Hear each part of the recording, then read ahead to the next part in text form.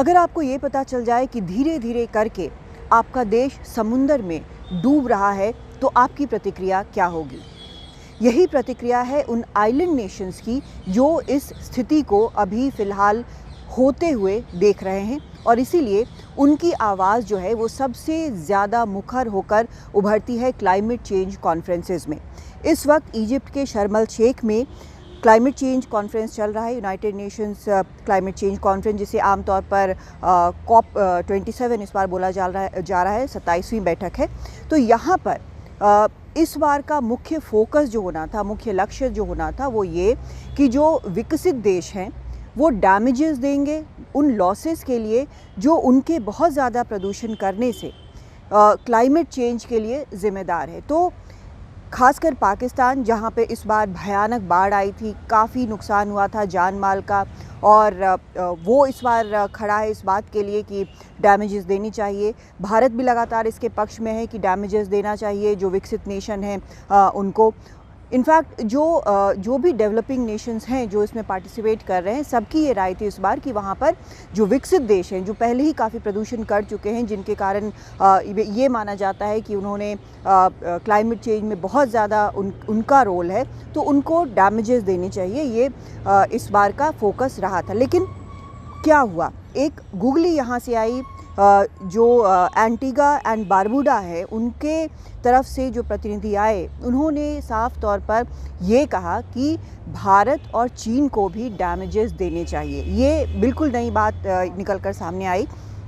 उनका ये कहना है कि आज की तारीख में भारत और चीन जैसे देश जो हैं वो भी बहुत ज़्यादा प्रदूषण कर रहे हैं, जिसके कारण क्लाइमेट चेंज में तेज़ी आ रही है, और इसके कारण अलग अलग जो इवेंट्स हैं, क्लाइमेट इवेंट्स हैं, वो अलग अलग देशों में हो रहे हैं, और सबसे ज़्यादा उसकी जो समस्या है वो खड़ी हो रही है आइलैंड नेशंस के लिए। तो एक ये मांग इन्होंने अपनी तरफ से रखी। ये अपने आप में डैमेजेस का जो मसला है, ये अपने आप में एक बहुत ही कंट्रोवर्शियल मसला है। इसमें आमतौर पर जो विकसित देश हैं वो डैमेजेस नहीं देना चाहते हैं, और इसको लेकर सीरियसली कभी भी कोई पुश नहीं हुआ है। हालांकि आपको ये बता दूं कि जर्मनी, ऑस्ट्रिया और बेल्जियम, इन लोगों ने करीब 220 मिलियन यूरोज़ की बात मानी है कि वो देंगे डैमेजेस में। इसके पहले डेनमार्क और स्कॉटलैंड ने भी प्लेज किया है 13 मिलियन डॉलर, और स्कॉटलैंड ने 5 मिलियन पाउंड ये प्लेज किया था कि वो देंगे। लेकिन हो क्या रहा है, ये अभी तक इस पे कोई कॉन्क्रीट जो एक कमिटमेंट होता है वो बाकी देशों से नहीं आ रहा है। अब यहाँ पर चाहे वो चीन हो या भारत हो या पाकिस्तान हो, सब एक पेज पर खड़े हैं। उनका कहना है कि वो देने को तैयार हैं, लेकिन भारत ये भी कहता है कि इसके मामले में वो काफ़ी कुछ कर रहा है, जहाँ पर भी वो मदद कर सकता है वो मदद कर रहा है, अलग अलग फोरम्स को लेकर मदद कर रहा है, और कोशिश की जा रही है कि वो इसमें कामयाब होगा। वैसे भारत ने एक अहम चीज़ पहले कही थी, वो ये कि किस तरह से एक जो लाइफस्टाइल है उसके ज़रिए क्लाइमेट चेंज पर लगाम लगाई जा सकती है। इस पे जब COP 26 हुआ था ग्लासगो में 2021 में, तो PM मोदी ने कहा था कि लाइफस्टाइल जो है वो ऐसा होना चाहिए कि हमारे प्लैनेट को हमारे ज़्यादा वो डैमेज ना पहुंचाए। लेकिन वो आखिर होगा किस तरह से, क्या इस तरह से सस्टेनेबल लिविंग जो है वो संभव भी है? ये एक बड़ा सवाल जो है एक्सपर्ट्स उठा रहे हैं, क्योंकि डेवलपिंग नेशंस खास तौर पर उनको क्योंकि एट पार आने की ज़रूरत है, बराबरी में आने की ज़रूरत है, कम से कम अपने लोगों को एक बेहतर जीवन देने की ज़रूरत है। तो उसमें कंजम्पशन जो है वो बढ़ता है, इंडस्ट्रियलाइजेशन बढ़ता है।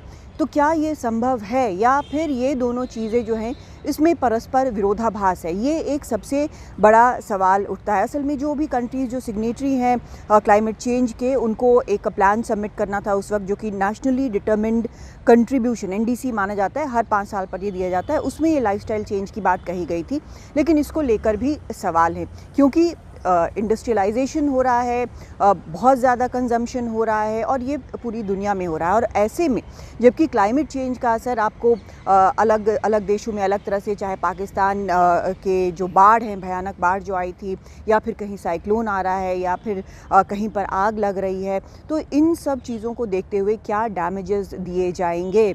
सभी देश जो इसके सिग्नेटरी हैं, उन्होंने एक वादा ज़रूर किया है कि वो ज़्यादा से ज़्यादा कार्बन एमिशन जो है वो कम करने की कोशिश करेंगे। लेकिन किस तरह से करेंगे, कितना कुछ हो पाएगा, खासकर भारत और चीन जैसे देश जहाँ पर अभी भी बहुत ज़्यादा दूसरी चीज़ों की और लोगों के जीवन स्तर को बेहतर करने की ज़रूरत है, वो कैसे होगा, ये बड़ा सवाल है। और डैमेजेस और लॉस तो सबसे ज़्यादा जो ऐसी चीज़ है जहाँ पर डेवलप्ड नेशंस अधिकतर जो हैं वो इसके लिए सीरियसली, अगर कहें गंभीरता से, इस पर विचार नहीं करना चाहते हैं। क्योंकि एक तरफ तो उनसे ये भी उम्मीद है कि वो अपने कार्बन एमिशन कम करेंगे, दूसरी तरफ अब जिस तरह से हालात बन रहे हैं उसमें ये भी माना जा रहा है कि ऐसी कैलामिटीज़, नेचुरल कैलामिटीज़ ज़्यादा आएंगी, तो क्या इसके डैमेजेस भी उनके खाते में आएंगे, ये बड़ी चीज़ है। लेकिन इस बार COP27 में अब ये एक नया जो पेंच है वो भारत के सामने खड़ा हो गया है कि क्योंकि भारत और चीन ये बड़े पोल्यूटर हैं फ़िलहाल इस वक्त डेवलपिंग नेशंस होते हुए,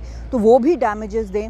ये आइलैंड नेशंस का कहना है जो कि क्लाइमेट चेंज की सबसे ज़्यादा मार झेल रहा है। इसमें आगे क्या होता है, आधिकारिक तौर पर क्या कहा जाता है, ये देखने वाली बात होगी। दिल्ली से कादम्बिनी शर्मा, NDTV इंडिया।